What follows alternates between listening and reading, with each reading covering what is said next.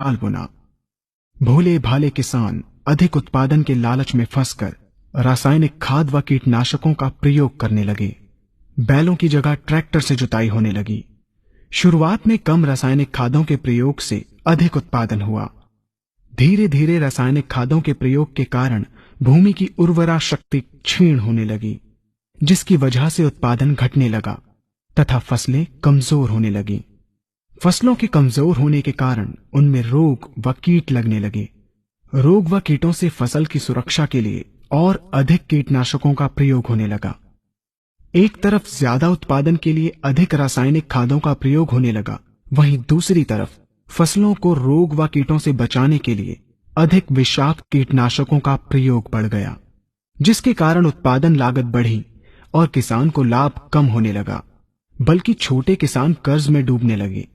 धीरे धीरे भूमि की उर्वरा शक्ति क्षीण होने से भूमि बंजर होने लगी। रासायनिक खाद व कीटनाशकों के कारण खाद्यान्न भी विषाक्त हो गए तथा जलवायु भी प्रदूषित हो गई, जिसके कारण मानव पशु पक्षियों के स्वास्थ्य पर प्रतिकूल प्रभाव पड़ा, जिसका परिणाम आपके सामने है। मानव स्वास्थ्य पर रासायनिक खादों के पड़ने वाले प्रभाव को आप ऐसे समझें। जब किसान फसल में रासायनिक खाद डालता है तो रासायनिक खाद में उपस्थित विषाक्त रसायन जल में घुलकर सबसे पहले जल को प्रदूषित कर भूमि के अंदर उपस्थित केचुए व सूक्ष्म जीवाणुओं को मार देता है। ये बात सभी किसान अच्छी तरह से जानते हैं कि केचुए व अन्य सूक्ष्म जीवाणु भूमि की उर्वरा शक्ति को बढ़ाने के लिए अति आवश्यक होते हैं। विषाक्त रसायन के कारण इनकी मृत्यु हो जाने से भूमि की उर्वरा शक्ति नष्ट हो जाती है तथा भूमि कठोर होकर बंजर होने लगती है। रासायनिक खादों के विषाक्त रसायन पानी के माध्यम से अन्य खनिजों के साथ फसल के अंदर पहुंचकर फसलों को विषाक्त बना देते हैं। बाद में जब खाद्यान्न के रूप में मनुष्य या अन्य पशु इन्हें खाते हैं तो ये विषाक्त रसायन मानव स्वास्थ्य पर बहुत ही बुरा प्रभाव डालते हैं तथा मनुष्य के अंदर तरह तरह के रोग उत्पन्न करते हैं। जब हम जैविक खाद का प्रयोग भूमि पर करते हैं तो जैविक खाद पानी में मिलकर पानी को प्रदूषित नहीं करती।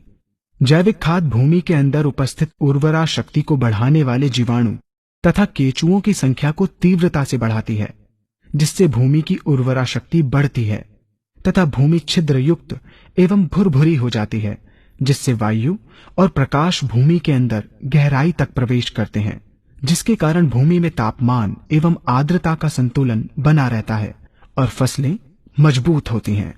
जैविक खाद में विद्यमान तत्व खाद्यान्न के माध्यम से मानव व पशु पक्षियों के शरीर में पहुंचकर स्वास्थ्य लाभ पहुंचाते हैं।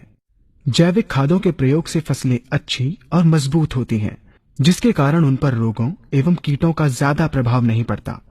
यदि किसी प्राकृतिक कारणवश कीटों व रोगों का प्रभाव अगर पड़ता भी है तो गौमूत्र एवं औषधीय वनस्पतियों के घोल के छिड़काव करने से फसलों को रोग एवं कीटों से बचाया जा सकता है। गौमूत्र एवं अन्य प्राकृतिक औषधियों के मिश्रण के छिड़काव से फसलों का कम लागत में बचाव हो जाता है तथा वातावरण पर भी कोई दुष्प्रभाव नहीं पड़ता। यहाँ हम आपको तालिकाबद्ध तरीके से दोनों